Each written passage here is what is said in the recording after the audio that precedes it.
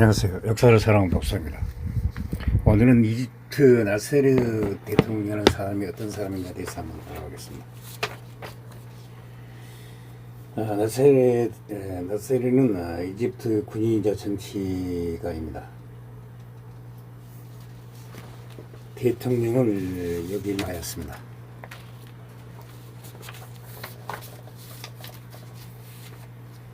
나세르는 아랍 사이리와 아랍 민족주의를 적극적으로 내세우고 범아랍주의를 추진하며 나세르주의라는 이명이 흐름되게끔 했던 세기 정치가였습니다. 나세르 집권 기간 동안 이집트는 주변 인접국에 대한 혁명 수출국의 반열로 격상되었습니다. 그대 이집트는 21세기까지 그런 역할이나 위상을 다시는 찾지 못하였습니다. 즉 이집트인들에게 있어 고대 중세의 차관했던 이집트지와 영광을 열정 부분 다시 체험시켜준 인물입니다. 또한 대중과의 소통 능력 또한 매우 좋았습니다. 실제로 그 공교육 보복을 통해 문명 대체학, 체제 임금 인상, 토지 계약, 대규모 토목 사업 및 수혜지 운하 수입 확보 등으로 대다수의 이집트인들의 생활 수준이 어느 정도 올라갔습니다. 이것이 나세르 이전 국왕이나 이후의 대통령들보다도 평가받는 이유입니다.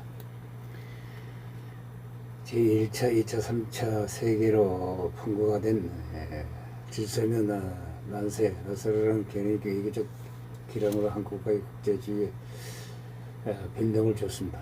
이집트 북부 지중해 연안 출신으로 그가 4살 때인 1922년 이집트 왕국은 법적 독립을 얻었으나 수에즈 운하를 영국이 소유하는 등 여러모로 영국에 심하게 종속되어 있었습니다.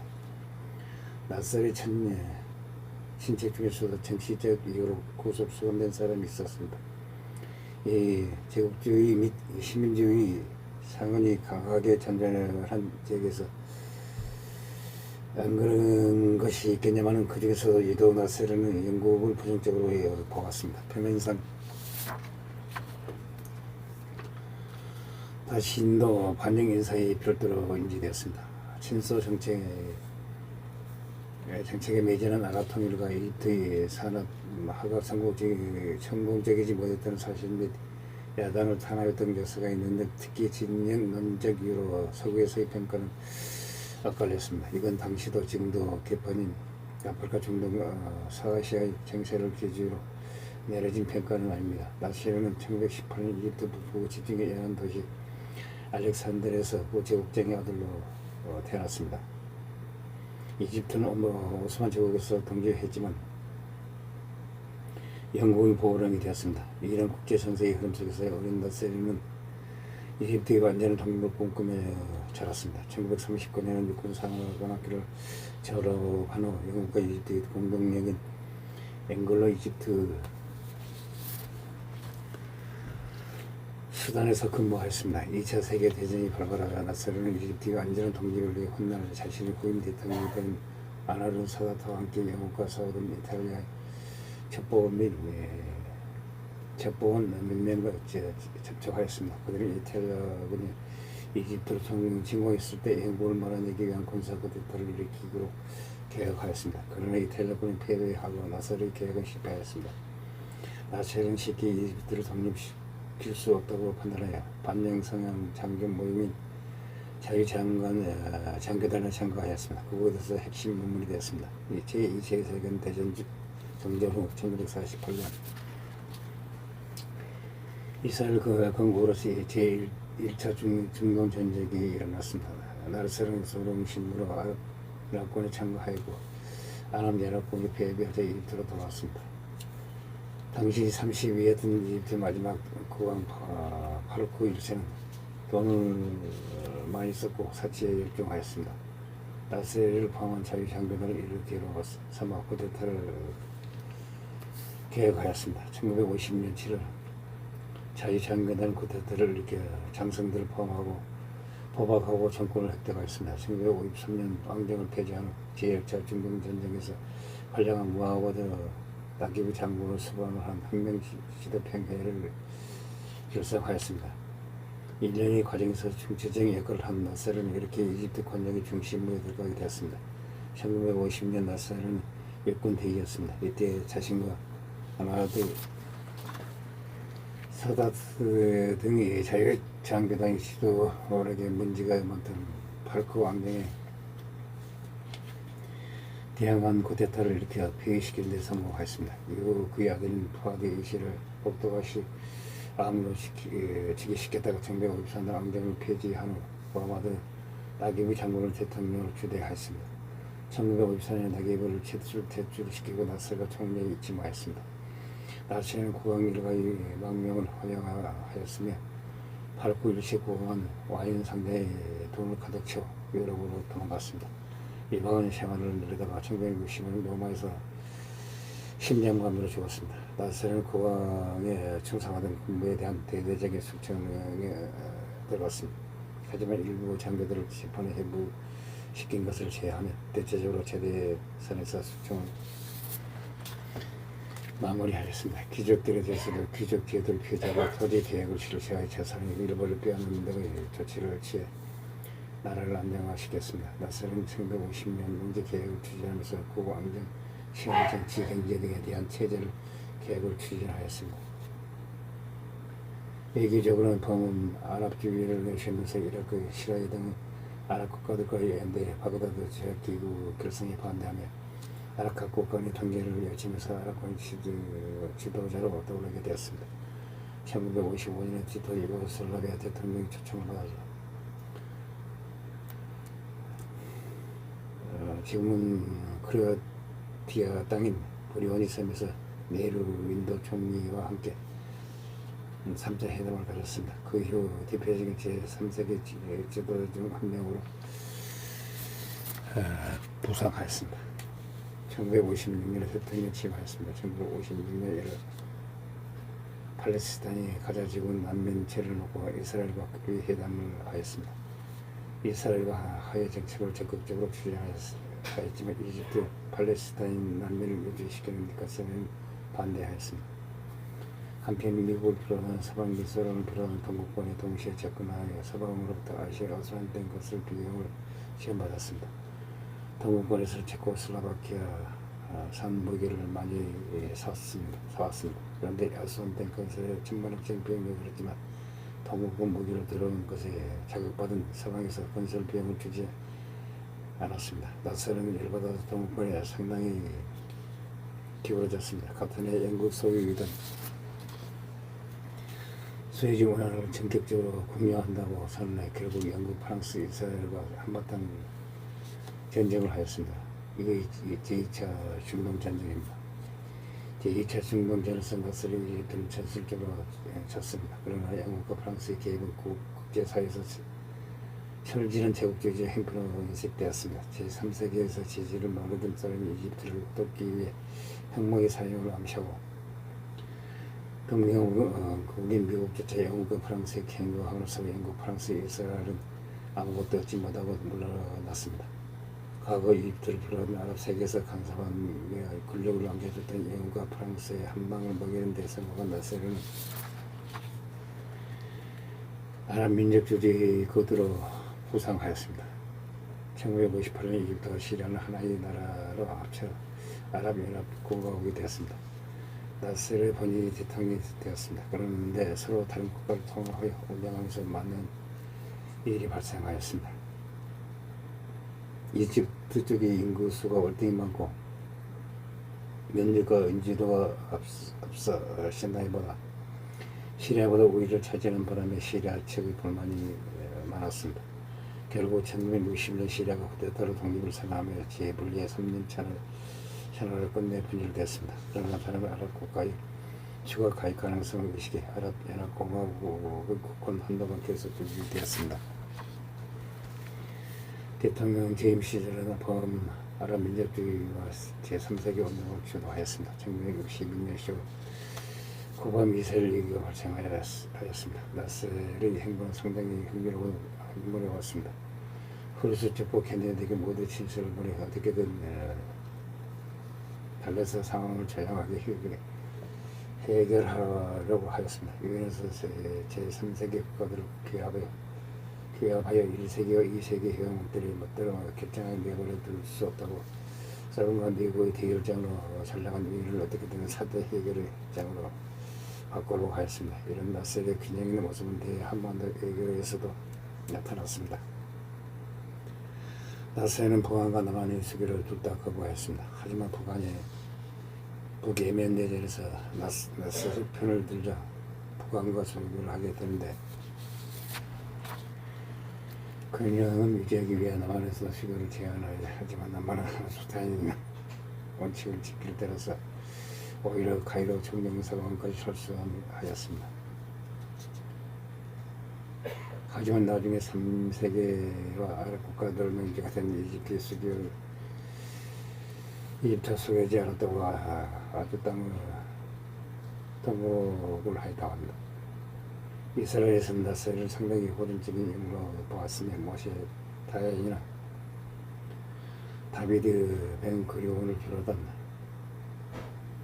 당시 이스라엘이 손해보는 나사리 침공을 우려해서 예방전쟁과 도발을 통해서 여러 차례 그를 자극하였습니다. 하지만 아랍 통합으로 아랍 내부의 여항력을 확보하려 했던 나사리는 이스라엘이나 가자 실교에 그다지 관심을 보이지 않았습니다. 하지만 이스라엘은 스웨즈 전쟁과 유일 전쟁으로 잇따라 이집트와 전쟁을 벌였고 최종적으로 이집트가 패배하였습니다. 이 때문에 나사리의 위치는 땅에 떨어졌습니다. 곳곳에서 나사리 아랍을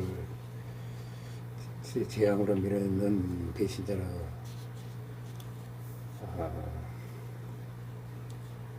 저주하였습니다.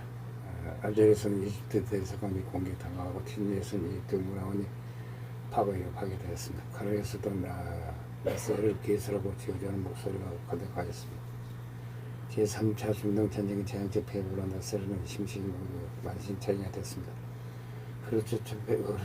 흐르스초프에게 시가를 뺏기는 걸로 유명한 모하메드 하이카라 14년 넘게 읽어버린 듯한 나사르의 모습을 보고 충격을 받았습니다. 나사르는 노골적으로 권총 자기를 암시하는 발언을 계속할 정도였습니다. 총사령 압둘 하킴 아메리 원사는 쿠데타를 암시하면서 국방장관 삼스 바르다를 후임 대통령으로 선언하고 요구했습니다.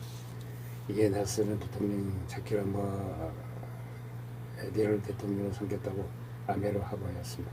마침내 6월 나사르는 어차피 자기가 내려오지 않으면 군대가 끊어내리게 되어 있다면서 이집트 민족이 원한다면 자신은 총살을 때라도 서겠다는 결심을 밝히고 방송을 통해 패배는 미국과 영국의 음모 때문이었다면서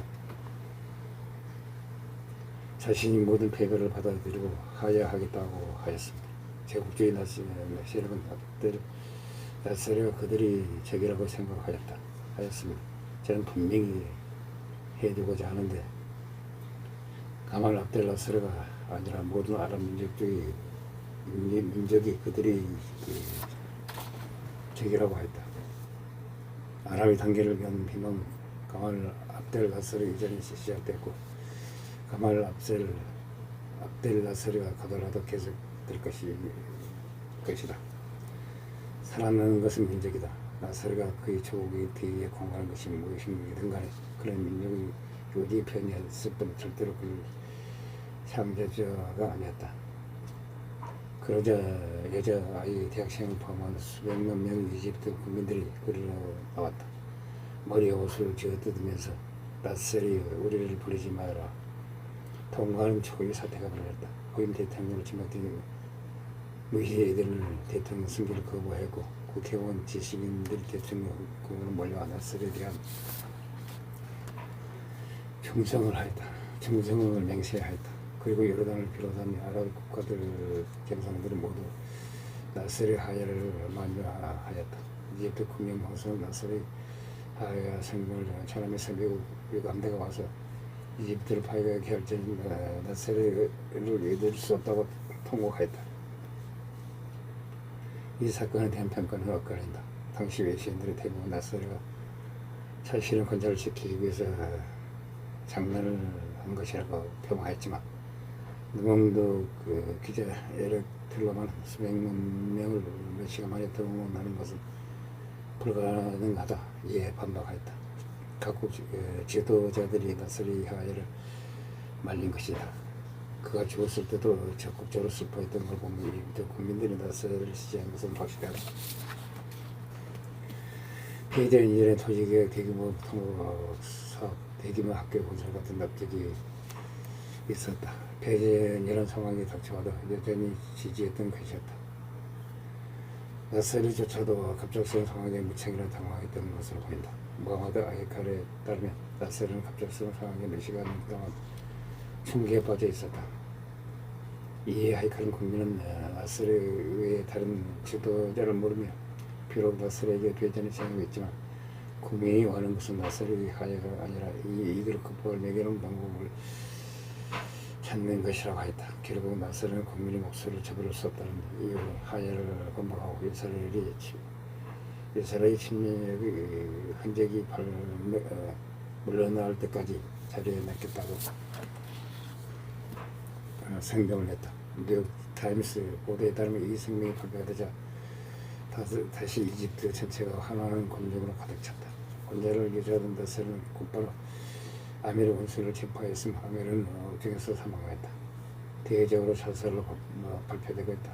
1962년 포기하면 예전에 개별 공화국 정부를 지지하였고 많은 이집트 군대를 보내 공화파를 도왔다. 1967년 10월에 대이스라엘 포위전을 짰으나 많은 군대가 예멘에 묶인 상황에서 이스라엘이 선제 공격을 패배해 시나이 반도를 성취했다. 이것이 제3차 중동 전쟁이다.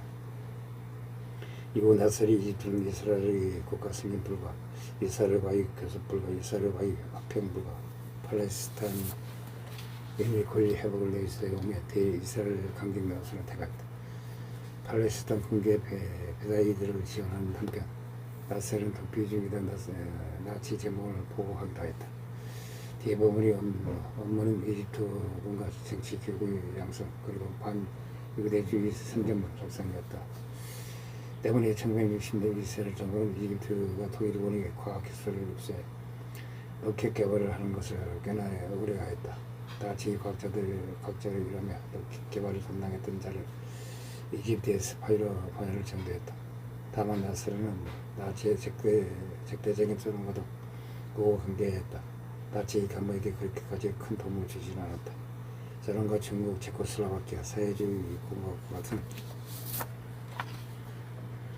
동로권 미 공산국가들이 협력을 얻어 아수안 하이댐을 건설했지만 국내에선 세제 원화의 수입이 줄어들어 극심한 인플레이션이 발생하며 경기 침체가 발생하였다. 그러던 중 나세르는 1970년권 불과 52살 나이로 사망하였다. 나세르는 위기를 전쟁에서 패배 이후로 이스라엘에 대한 근거 없는 우월감의 실체를 하기로 시류에 빠졌다. 미국의 중재를 받아들여 이스라엘과 평화적인 해결을 도모하고 있었으며 여기에 반발한 PLO 지도자 아라파트는 요르단과 레바논에서 대규모 테러를 하면서 이스라엘이 아니라 중동 전체를 난장판도로 만들면서 나세르의 혈압을 올렸다. 나세르는 인생 말년의 중동 지도자들을 가시키는 데 노력을 기울였다. 하지만 1967년에 심장병을 앓아온 나세르는 일을 할 수 없는 상태가 됐다. 무라기 정상회담에 나서서는 아랍 정상들 간의 관계를 중재하느라 크게 외쳤다. 그 9월 27일 요르단, 사우디아라비아, PLO 등 아랍국가 고위 수장들을 모아놓고 하이를 호소한 후 쿠웨이트 에미르 사가 3세를 환송한 직후 그 시각 통증을 호소하며 쓰러졌다. 다음날 사망하였다. PLO는 결국 이들이 깡판을 버티지 못한 요르단 정부에 의해 국외로 쫓겨났다. 그의 죽음에 이집트는 물론 아랍 전체가 슬픔에 빠졌으며 그의 장례식에는 아랍 각국의 지도자들이 몰려들어 바닥에서 댕구하며 통곡하였다고 한다. 요르단 고방 후센 밀세와 이라크 대통령 아마드 하산 알바르크는 어린 나이처럼 울부짖었고 나세르 자신의 정치적 성으로 여겼던 리비아의 마하드 카다피라는 이번이라 실신하였다. 나세르의 죽음의 중요한 원인을 제공한 아르파트의 피엘로 우장 역시 계속 거듭했다. 하지만 나세르 소련의 미래를 만약에 이겼던 서방 국가들은 그의 죽음을 무시했다. 반면 소련에서는 알렉세이 코시키를 파견하여 청문하였다. 다른 동유럽의 동선 공국가들이던 유고슬라비아, 불가리아, 루마니아, 폴란드, 체코슬로바키아 역시 이집트 정부의 애도 상황을 벌였다. 이스라엘 골다운에 이어 정부는 그를 전쟁광 정도로 이겼기 때문에 빈정되는 전평을 남겼으나 이스라엘 내 아랍계 시민들의 애도를 허용하였다. 그의 후임으로 사다트가 집권하였다. 사다트는 가르고 닦은 뒤에 피곤을 이끌고 이스라엘을 해치기 위해서 4차 중동전을 일으켜 상당히 선전했다. 이후 사다트가 캠프 데이비드 협정에서 이스라엘과 평화 협상을 맺어 이스라엘을 정식 국가로 승인하고 시나이 반도를 돌려받았다. 흥분한 이슬람 국대한 주지자들이 사다트를 암살하였다.